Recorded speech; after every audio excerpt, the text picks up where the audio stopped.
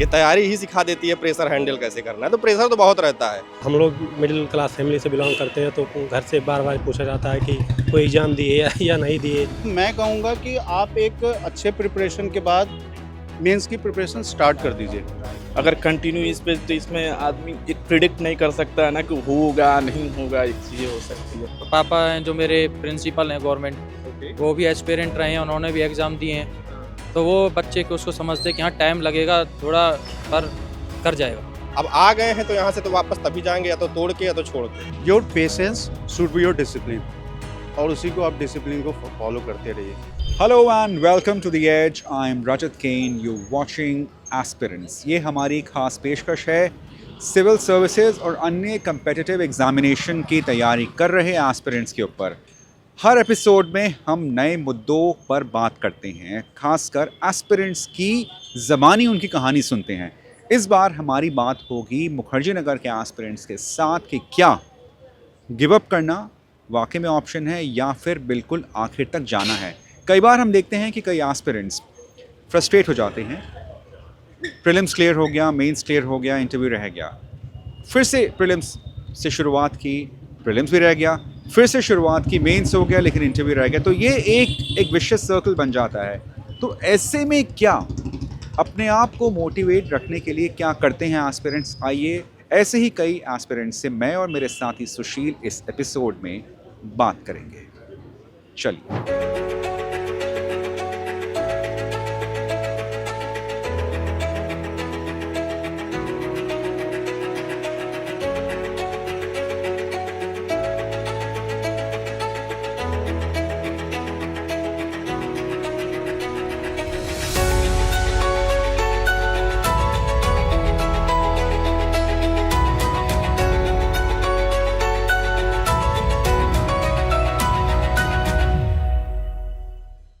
Hello aspirants, क्या हाल चाल आप लोगों के? एकदम बढ़िया सर, आप कैसे हैं? मैं बिल्कुल बढ़िया।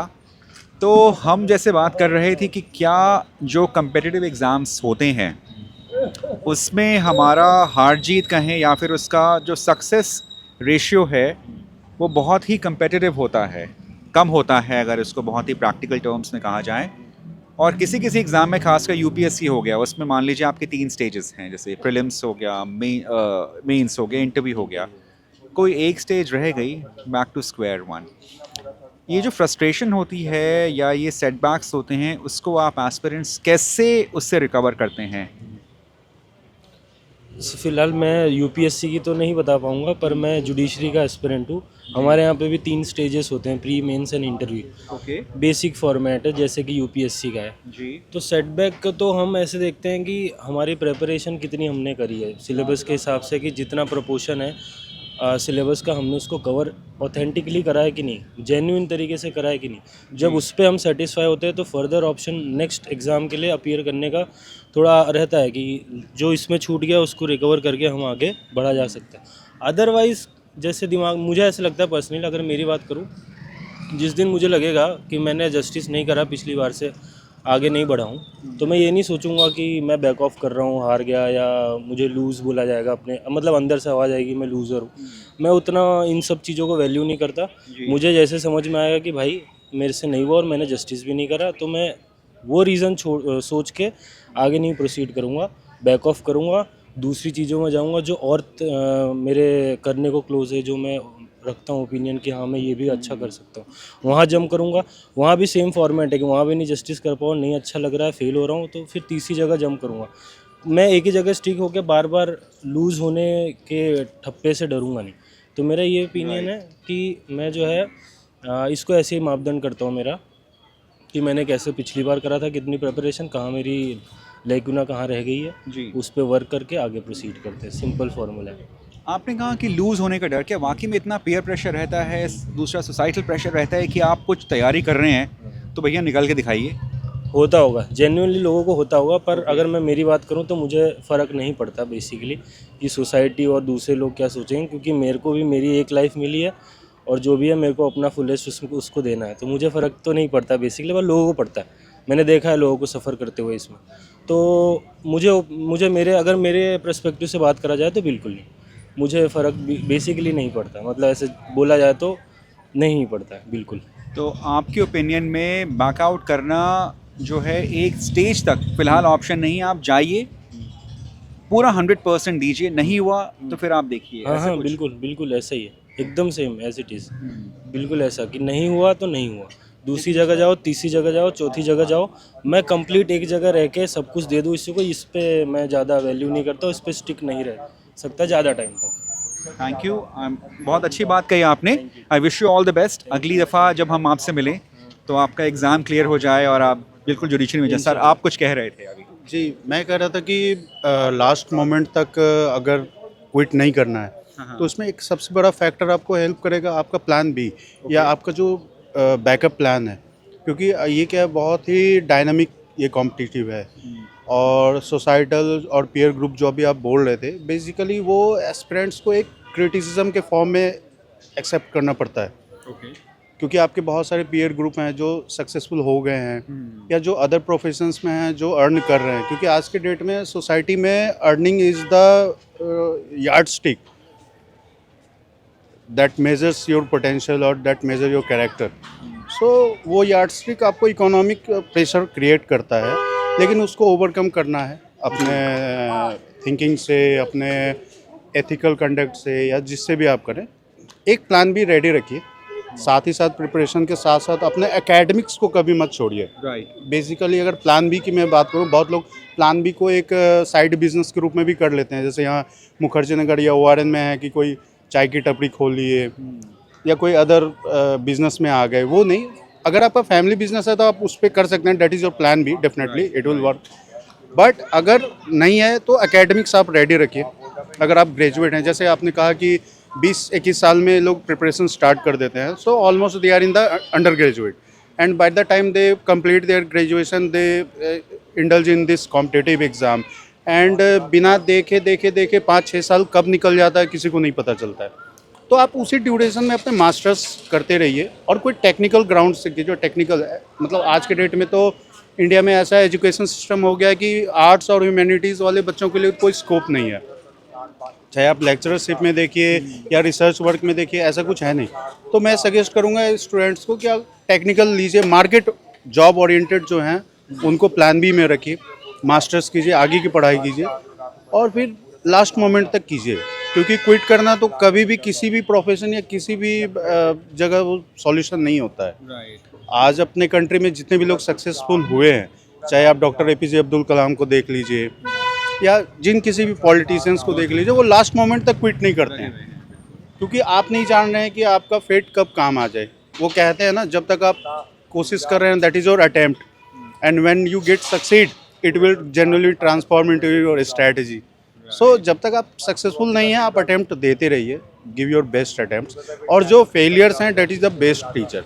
इस बार जो गलतियाँ हुई हैं उसको इम्प्रूव कीजिए और अपने एक फिक्स प्लान पे चलते रहिए। Unless it will not work out, वो करते रहिए, वो सक्सेस मिलेगा, नहीं मिलेगा लेकिन नॉलेज तो काम आएगा, दैट आई बिलीव। तो आपने कितने अटेम्प्ट दिए हैं अभी तक UPSC के? बेसिकली मेरा तो ये लास्ट अटेम्प्ट है। ओके। और मैंने हर अटेम्प्ट में कुछ ना कुछ इम्प्रूव किया है, अपने गलतियों को सीखा है। तो जैसे इस बार मैं पिछले 2 अटेम्प्ट से जो मैं सीख रहा हूँ कि आप मेंस की प्रिपरेशन करते रहिए। आप ऐसा मत सोचिए कि पहले प्री हो जाएगा फिर मेंस करेंगे। बहुत UPSC एस्पिरेंट्स 80-85% ऐसे सोचते हैं कि पहले प्री हो जाए फिर करेंगे मेंस, और बहुत लोग तो सिर्फ सोचते हैं लेकिन करते नहीं हैं। तो मैं कहूँगा कि आप एक अच्छे प्रिपरेशन के बाद मेंस की प्रिपरेशन स्टार्ट कर दीजिए, क्योंकि जब आप मेंस की प्रिपरेशन करते हैं तो you get the broad knowledge, broad aspect आपको पता चलता है, तो उससे प्री निकालना काफ़ी आसान है, कॉन्फिडेंस आता है, बस वो। तो ये सब कुछ बातें हैं जो हर एस्पिरेंट को रखनी चाहिए। बिल्कुल, बहुत थैंक्स अ लॉट। आपके इट्स वेरी इंसाइटफुल जो आपने बात बताई हैं, और ख़ास करके आपके अपने एक्सपीरियंसेस कि किस तरीके से ये एक ऐसी कम्पिटिटिव एग्ज़ामिनेशन है जहाँ पे अटेम्प्ट्स दर अटेम्प्ट्स होते हैं, लेकिन आपको किस तरह से अपना एक संयम बरत के रखना है, एक शिथिलता यानी कि अपना एक पूरा का पूरा जो कंपोजर है उसको बरत के रखना है, so that you can always look ahead. एक बहुत अच्छा लाइन है जो हर बच्चे को अपने दिमाग में डाल लेनी चाहिए, your patience should be your discipline, और उसी को आप डिसिप्लिन को फॉलो करते रहिए। पेशेंस को एक वो मत बनाइए, एक टैबू मत बनाइए, उसको एक डिसिप्लिन का पार्ट बनाइए, क्योंकि जब आप पेशेंटली कोई काम करेंगे तो आप करीब ही जाते जाएंगे लक्ष्य के। मैं यही बोलना चाहूँगा, that is the thank you, that's a very nice thought, very noble thought कि पेशेंस को अपना डिसिप्लिन बनाइए। जुड़े रहिए मेरे और सुशील के साथ एस्पिरेंट्स के इस एपिसोड में। आप देख रहे हैं दी एज। धीरज, कितना जो है आपने एग्ज़ाम दिया है यूपीएससी का और बाकी जो कम्पिटिटिव एग्ज़ाम दिए हैं आपने, कहाँ तक आपको लगता है कि एग्ज़ाम देने चाहिए किसी भी एस्पिरेंट को? देखो, हर किसी की एक अपनी वो होती है कि मुझे गवर्नमेंट जॉब में जाना है। हर कोई नहीं आना चाहता गवर्नमेंट जॉब में। कुछ की फैमिली प्रॉब्लम होती हैं, कोई फैमिली को सपोर्ट करने के लिए थोड़ा जल्दी, किसी की फैमिली अफोर्ड नहीं कर पाती है बड़े कोर्सों को, फीस नहीं पे कर पाती है। तो आज के टाइम तो ऐसा है कि बच्चा ऑनलाइन भी ले तो कोचिंग थोड़े उसमें ही अपना सक्सेस ले सकता है कोचिंग के थ्रू, क्योंकि ऑनलाइन प्लेटफॉर्म इतने हैं कि अब फ़िलहाल ऑफलाइन आने की भी ज़रूरत नहीं है। अपने नीड ऐसी होती हैं कि अपनी लाइफ जल्दी सेटल, जैसे दिल्ली पुलिस का एग्ज़ाम है, उससे ये है कि आप पूरे लाइफ दिल्ली में रहोगे। छोटा एग्ज़ाम है, आगे तक तैयारी कर सकते हैं हम, छोटे यूपीएससी की तैयारी कर सकते हैं हम साथ के साथ। तो घर से जब आप यहाँ आए थे अपना एग्ज़ाम के लिए, तो क्या कोई प्रेशर रहा कि हमें ये क्लियर करना ही करना है, खाली हाथ वापस नहीं जाना? नहीं, प्रेशर तो ऐसा कुछ नहीं, क्योंकि फैमिली है जो वेल एजुकेटेड है, समझने वाली है, हर चीज़ को समझती है। पापा हैं जो मेरे प्रिंसिपल हैं गवर्नमेंट, वो भी एस्पिरेंट रहे हैं, उन्होंने भी एग्ज़ाम दिए हैं। तो वो बच्चे को उसको समझते हैं कि हाँ टाइम लगेगा थोड़ा, पर कर जाएगा, मतलब विश्वास है। मतलब ये प्रेशर नहीं है कि नहीं हुआ तो क्या करेंगे, कुछ ना कुछ साइड बाय साइड हो जाएगा। तो आप पे कोई प्रेशर है?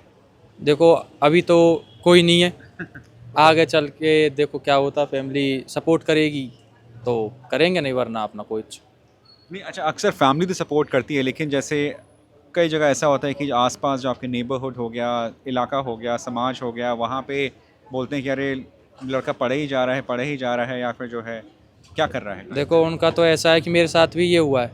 वो कहते हैं कि तुम्हारे लड़के को 2 साल हो गए, कुछ नहीं किया उसने। ये नहीं पता 2 साल की तो कोचिंग ही है, और जब तक 21 साल एज नहीं हो जाता अटैम्प्ट चालू नहीं है। अभी 21 एज हुई है और उनको ऐसा लग रहा है कि 3 साल से दिल्ली में रह रहा है, ये तो कुछ करेगा ही नहीं। उस दिन से रह रहा है दिल्ली, उनको ये नहीं पता जो एग्ज़ाम है उसके लिए एज भी है और ग्रेजुएशन भी है। इसी ईयर मेरी ग्रेजुएशन कंप्लीट हुई है और एज भी हुई है, अगली साल दूंगा। उनको ये लगता है कि आज गया है, कल जाके सक्सेस लेके वापस घर के आ जा। कितना मुश्किल होता है प्रिपरेशन करते रहना, और साथ में क्या वजह है इस इंस्पिरेशन की कि हमें आगे ही देखते रहना है यूपीएससी की या जो भी अन्य कम्पिटिटिव एग्ज़ाम्स हैं उसकी। प्रभात मेरे साथ हैं, एस्पिरेंट हैं, 3 बार प्रभात अब एग्ज़ाम दे चुके हैं। शुक्रिया हमसे बात करने के लिए। 3 बार आपने एग्ज़ाम दिया है, कभी आपको लगा है ऐसा कि आप कब तक आगे और देंगे एग्ज़ाम? जैसे ये है कि जैसे हम लोग ग्रामीण परिवेश से आते हैं, तो हमारे लिए क्या होता है कि अपनी परिस्थिति को सुधारने के लिए, जैसे सिविल सेवा ही ऐसा माध्यम है जिससे हम ग्रामीण परिवेश के लोग अपनी परिस्थिति को सुधारते हैं। जो हम तैयारी में आए यहाँ पे, तो हमने शुरुआत के 3 अटेम्प्ट दिए, तीनों अटेम्प्ट में हमारा प्रीलिम्स नहीं हुआ। लेकिन हमारा प्रीलिम्स ऐसा नहीं है कि हमारा नहीं हुआ, लेकिन जो हमारे और साथ के बच्चे थे उनका प्रीलिम्स हुआ। हम लोग हिंदी माध्यम के बच्चे थे, यहाँ पे आए तो हमारा 1-2 अटेम्प्ट यहाँ पे सीखने में चला गया। और हिंदी माध्यम के साथ समस्या ये है कि यहाँ पे गाइडेंस का थोड़ा सा अभाव है। टीचर्स हैं, लेकिन टीचर जिस पैटर्न पे पढ़ाते हैं वो यूपीएससी की डिमांड अभी नहीं है। तो जब हम लोगों ने तो पहले शुरुआत में टीचर्स के ऊपर विश्वास करके पढ़ाई की, लेकिन जब हमने अटेम्प्ट दिया, क्वेश्चन पेपर देखा, तो हमें लगा कि नहीं, हम गलत दिशा में हैं। तो अटेम्प्ट दे रहे हैं, अभी तो उम्मीद है, अभी तो लग रहा है कि तैयारी में कमी है। जिस दिन लग जाएगा कि तैयारी में कमी नहीं, तैयारी हो नहीं सकती, उस दिन बंद करेंगे। जिस दिन लगेगा अटेम्प्ट खत्म हो जाएगा तब। अब आ गए हैं तो यहाँ से तो वापस तभी जाएंगे, या तो तोड़ के या तो छोड़ के। तो यानी कि यूपीएससी में अगर बात करें तो यहाँ पे जो है गोइंग बैक, या कहें कि banking of is not an option. नहीं, कोई ऑप्शन नहीं। अगर आप आ गए तो फिर आपको यहाँ पे मतलब अपने सारे अटेम्प्ट दे के ही जाना है। प्रेशर कितना रहता है घर से, दोस्तों से, फैमिली से, आजू बाजू के लोगों से? देखिए, प्रेशर यूपीएससी यही सिखाती है कि प्रेशर हैंडल कैसे करना है। ये तैयारी ही सिखा देती है प्रेशर हैंडल कैसे करना है। तो प्रेशर तो बहुत रहता है। साथ का लड़का बीटेक किया है, साथ का लड़का किसी यूएस कंपनी में जॉब कर रहा है, वो 3 लाख रुपए महीने पा रहा है, 4 लाख पा रहा है। हम लोग स्ट्रगल कर रहे हैं, तो प्रेशर तो रहता ही है। लेकिन उस प्रेशर को साइड में करके यूपीएससी की तैयारी करना, इसीलिए तो यूपीएससी है, इसीलिए तो हम सबसे अलग हैं। और हम सब लोग देश की लोकतंत्र को मजबूत करने के लिए तैयारी कर रहे हैं ना। तो हमारे लिए प्रेशर हैंडल करना, प्रेशर कोई चीज़ नहीं है। प्रेशर क्या है? बहुत बढ़िया, thank you Prabhat, thank you, बहुत बहुत धन्यवाद आपसे, बहुत अच्छा लगा बात करके, and wish you all the best. Thank you. तो ये हमारे साथ एक एस्पिरेंट प्रेशर हैंडल करना यूपीएससी सिखाता है, और यही इस एग्ज़ाम की खूबी है कि अगर एक बार आपने ठान ली है तो हमें आखिर तक जाना है, ये कहना है इन एस्पिरेंट का। आइए और एस्पिरेंट से ये बात करते हैं before we wrap up this episode of the aspirants. Mukherjee Nagar के एस्पिरेंट से हम बात कर रहे हैं, जान रहे हैं कि कितना प्रेशर जो है होता है ये कहने के लिए कि इनफ इज़ इनफ, अब मैं छोड़ रहा हूँ, या फिर ऐसी इंस्पिरेशन है कि हमें बिल्कुल आखिर तक जाना है, देखना है कि what is there at the end of a tunnel. Atul मेरे साथ हैं, ऐसे कई एस्पिरेंट जुड़ रहे हैं हमारे साथ इस एपिसोड में। Atul, thank you for joining us. Thank you. पहली बात, आपने जो एग्ज़ाम दिया अपना यूपीएससी का पहला, क्या सीखा उसमें आपने, और क्या किस तरीके का आप पे प्रेशर था? जब मैंने फर्स्ट अटेम्प्ट किया था तो उस समय शायद आई थिंक हमको रिवीजन की कमी लगी थी थोड़ा बहुत। जैसे पहला अटेम्प्ट था, जैसा मेरा मीडियम इंग्लिश है तो ऑलवेज 9 मंथ में या 10 मंथ में ऑलवेज सिलेबस कंप्लीट हो जाता है, उसी टाइम मैंने अटेम्प्ट कर लिया था। मेरा अटेम्प्ट में आई थिंक हमको लगता है कि ज्योग्राफी में हमको ज़्यादा वीक लगा था उस समय, क्योंकि उस 2024 में मैंने फर्स्ट अटेम्प्ट किया था, जिसके कारण हमें आई थिंक लगा कि उस समय मेरा ज्योग्राफी बहुत वीक था। तो मतलब कि मेरा कटअप आई थिंक 62 जीएस में रहा था, सीसेट क्वालिफाई हो गया था। ओके। हाँ, और थोड़ा मुझे कमी लगी क्योंकि उसमें रिवीजन की कमी थी ऑलमोस्ट। अभी फिर से तैयारी चल रही है उसी की, और प्रेशर तो रहता ही है, तो ऑब्वियसली बात है। अभी तो आपने शुरू किया जर्नी है, लेकिन आपने ज़रूर सुना होगा कि कई लोग जो हैं कई अटेम्प्ट दे चुके हैं, तो ऐसा देख के कभी you know do you feel little very कि किसी के 4 अटेम्प्ट हो गए, 5 हो गए, कोई आखिरी अटेम्प्ट पे है एंड ही स्टिल वेटिंग, ही और she is they still hopping? तो होप तो अभी तक वैसा फील नहीं हुआ, क्योंकि मैंने फर्स्ट अटेम्प्ट देख के मैंने बहुत कुछ इससे सीखा है। जैसे कि आप ये देख सकते हैं कि बहुत बार मैंने प्रयास किया था कि स्टैटिक पोर्शन को ना वो थोड़ा स्ट्रांग रखने की ज़रूरत है हमें, क्योंकि स्टैटिक पोर्शन आप पकड़ नहीं पाएंगे तो कभी निकलेगा ही नहीं। यूपीएससी कभी निकल ही नहीं सकता अगर आप स्टैटिक्स पे पकड़ नहीं पड़ सकेंगे तो। और रही बात करंट की, तो वो तो आपके ऊपर डिपेंड नहीं करता है कि वो आप जितना अगर लग जाए तो बढ़िया, नहीं तो फिर वही स्टैटिक्स पोर्स। और रही बात 3-4 अटेम्प्ट की, तो हमें जहाँ तक लगता है कि मल्टीपल रिवीजन ज़रूरी है, बहुत ज़रूरी है। तो मतलब ये आप कह सकते हैं कि banking out is not the option, जाना है तो आखिर तक जाना है। नहीं, ऑप्शन की नहीं, घर से प्रेशर भी तो बन रहे हैं इस चीज़ों को लेकर कि कोई अदर ऑप्शन चूज कर लो, कोई एक देख लो, फिर उसके बाद अपना देते रहना। एक सिक्योर जॉब कहीं आप ले लो, जैसे कि कोई अदर पीसीएस वगैरह कहीं एक जगह बैठ जाओ, फिर उसके बाद आप इस पर लगे रहो, ताकि घर वालों को भी एक सिक्योरिटी फील हो जाए कि एक है, कम से कम बैकअप में एक प्लान है। जैसे वो ताकि अभी थोड़ा प्रेशर तो खैर है ही कि एक बैकअप प्लान लेके चलें, नहीं तो अगर कंटिन्यू इस पे तो इसमें आदमी एक प्रिडिक्ट नहीं कर सकता है ना कि होगा नहीं होगा, एक चीज़ें हो सकती है। एक बैकअप प्लान होनी चाहिए हमको, जहाँ तक लगता है। मेरा आखिरी सवाल, आपका बैकअप प्लान है कुछ? अभी तो ऐसा तो कुछ सोचा नहीं है, लेकिन अगर जहाँ तक हो सके तो स्टेट पीसीएस के लिए एक बार ट्राई मतलब होना चाहेंगे, तो बैकअप प्लान रखेंगे। नहीं तो अभी तक तो चल ही रहा है। वैसे बैकअप प्लान के थ्रू मैं अभी जस्ट मैं ईपीएफओ का फॉर्म भरा हुआ है, तो वो तो चल ही रहा है। उसे टेम्प्रोरी डाल देता हूँ, जो यूपीएससी लेता है वो कंडक्ट कराती है उसके। विजय, आपने इस बार जो है यूपीएससी एग्ज़ाम दिया, आप कह रहे हैं कि आप एक बार दे चुके हैं जी। क्या लगता है, अभी तो खैर काफ़ी आगे लंबी जर्नी है ये, आई होप ज़्यादा लंबी ना हो आपके लिए, लेकिन क्या अक्सर ऐसा लगता है कि इसमें प्लान बी भी होना चाहिए कि बिल्कुल एंड तक जाएंगे आप? प्लान भी सर तब डिसाइड हम करते हैं जब जैसे एक बार फुल प्रिपरेशन कर लें, उसके बाद अगर एग्ज़ाम देते हैं, अगर हमको लगता है कि हम मतलब एग्ज़ाम के लायक नहीं है, जैसे जीएस हो गया, फिर सीसेट हो गया, काफ़ी मार्जिन से दूर रह जाते हैं, और उसके बाद फिर एक और अटैम्प्ट देते हैं, 1-2 बार तो एक दो अटैम्प्ट देना चाहिए। अगर उस समय ये हमको महसूस होता है कि मतलब इस एग्ज़ाम की जो नीड है उस अकॉर्डिंग हम नहीं कर पा रहे हैं, हम इस चीज़ों को नहीं समझ पा रहे हैं, तो फिर हमें प्लान बी की तरफ मूव करना चाहिए। अगर हमको एग्ज़ाम पैटर्न और उसके बाद क्वेश्चन वगैरह सब अगर अच्छे से समझ में आ रहे हैं, एग्ज़ाम देने के बाद 80% 90% चीज़ें हम कर ले रहे हैं, तो फिर हमें इस पर लगातार ट्राई करना चाहिए। कितना प्रेशर रहता है एज अ यूपीएससी एस्पिरेंट? हालांकि मैंने वही कहा कि अभी शुरुआत है, लेकिन फिर भी क्या प्रेशर है घर से, फैमिली से, दोस्तों से? सर प्रेशर तो बहुत रहता है, घर से भी रहता है, क्योंकि हम लोग मिडिल क्लास फैमिली से बिलोंग करते हैं, तो घर से बार बार पूछा जाता है कि कोई एग्ज़ाम दिए या नहीं दिए, तो फिर हमें एक यही होप बनाए रखते हैं कि हाँ इस बार इस बार हो जाएगा, और अपने तरीके से पूरा प्रयास करते रहते हैं। मेरा आखिरी सवाल, don't take it otherwise, but वो ये मैं हर किसी से यही पूछ रहा हूँ कि क्या कभी ऐसा लगेगा कि बैकआउट कर लेते हैं, कि आप बैकआउट करेंगे या फिर बिल्कुल आखिर तक जाएंगे जितने अटेम्प्ट और जहाँ तक उम्र आपको अलाउ करे? उम्र की बात तो नहीं है सर, क्योंकि पहले अटेम्प्ट में मुझे इतना खुद पे बिलीव हो गया है कि इस बार और थोड़ा जो भी मेरी कमियां रह गई थी पहली बार में, उसको इस अटेम्प्ट में दूर करके मैं इस बार ज़रूर कोशिश करूंगा कि इस बार हो जाए। और अगर 2-3 बार 4 बार दूंगा लगातार, अगर नहीं होता है तो मैं ये खुद मान लूँगा कि इस एग्ज़ाम की जो नीड है वो मैं नहीं फुलफ़िल कर पा रहा हूँ, तो मैं इसको छोड़ दूँगा, मतलब प्लान बी की तरफ मूव करूँगा। Thank you Vijay, I wish you all the best.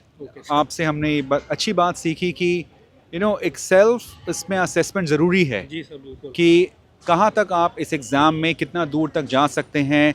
विजय जैसे कई एस्पिरेंट से हमने बात की, कई लोगों ने एग्ज़ाम कई मर्तबा दिया है, कुछ लोग बिल्कुल आखिरी कगार में हैं, कुछ लोग कैमरे के सामने आए, कुछ लोग कैमरे के पीछे से बोल रहे। सबका एक ही मत है कि गिव अप नहीं करना है, एक असेसमेंट करना ज़रूरी है, और साथ में कुछ का बहुत दृढ़ निश्चय है कि हमें आखिर तक जाना है, देखना है कि what is there at the end of this examination. आए हैं तो करके जाएंगे। इसी नोट के साथ मैं और मेरे साथी Sushil Kumar sign off for this episode of the aspirants. Thank you for watching our channel the as.